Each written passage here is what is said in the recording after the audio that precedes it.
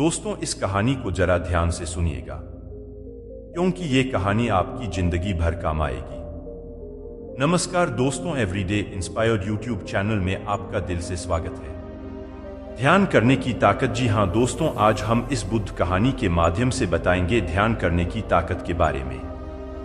लगभग 25,000 वर्ष पूर्व प्राचीन चीन में एक ऋषि का जन्म हुआ था। उसका नाम लाओ त्सु था। लाओ त्सु अपने समय के सबसे समझदार और बुद्धिमान लोगों में गिना जाता था। यहां तक कि चीन के राजा भी उनके पास सलाह के लिए आते थे। लाओ त्सु ज्ञान की सैकड़ों कहानियां प्रसिद्ध थीं और पूरे चीन में उनका सम्मान किया जाता था। ऐसा ही कुछ हुआ। एक बार एक व्यापारी राजा के दरबार में आया जिसके पास 2 फूल थे। उसने राजा के सामने शर्त रखी कि यदि राजा पहचान ले कि कौन सा फूल असली है और कौन सा नकली, तो वह ये दोनों फूल राजा को भेंट कर देगा और साथ ही उसकी आधी संपत्ति राजकोष में जमा हो जाएगी। लेकिन यदि राजा ने नहीं पहचाना तो राजा को उतनी ही रकम व्यापारी को देनी होगी। राजा ने शर्त स्वीकार कर ली। अब राजा के सामने 2 फूल लाए गए, जिनमें से एक असली था और दूसरा नकली। लेकिन दोनों में अंतर करना मुश्किल था, क्योंकि वे दोनों बिल्कुल एक जैसे दिखते थे। जिस कारीगर ने उस नकली फूल को बनाया था वह इतना कुशल था कि उसने उस फूल की इतनी बारीकी से नकल की। दोनों में अंतर करना मुश्किल हो गया। अब राजा असमंजस में पड़ गया और जैसे ही राजा मुसीबत में पड़ा उसने लाओ त्सु को याद किया। लाओ त्सु को निमंत्रण भेजा, क्योंकि लाओ त्सु की बुद्धिमत्ता के किस्से मशहूर थे। तो व्यापारी भी थोड़ा घबरा गया। हालांकि वह लाओ त्सु से कभी नहीं मिले थे, लेकिन उनके बारे में बहुत कुछ सुना था। वह लाओ त्सु एक बहुत बुद्धिमान व्यक्ति है। दूत ने लाओ त्सु को संदेश दिया कि राजा दुविधा में फंस गए हैं, 2 फूलों की पहचान करनी है, लेकिन राजा नहीं पहचान पा रहे हैं। लाओ त्सु राजा के दरबार में पहुंचा। लाओ त्सु ने उन दोनों फूलों को बहुत ध्यान से देखा और फर्क करने की कोशिश की, लेकिन लाओ त्सु भी भ्रमित हो गया। वह थोड़ा परेशान हो गया, वह भी भ्रमित हो गया।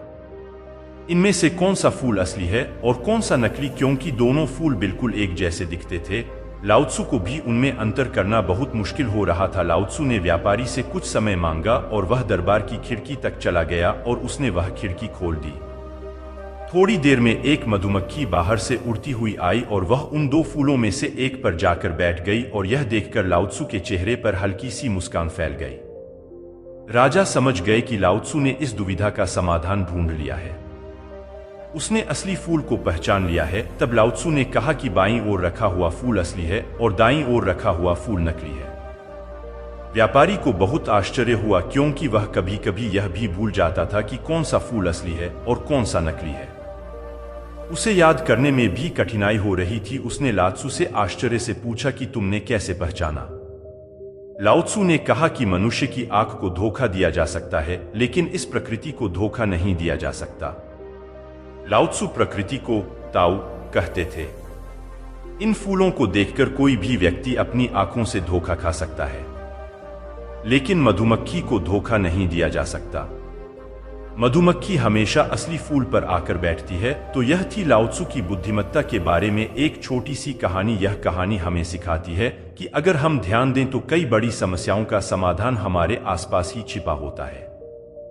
हमें आशा है आपको यह कहानी पसंद आई होगी और यह कहानी आपके जीवन की दुविधा को सुलझाने में आपके काम आएगी। धन्यवाद।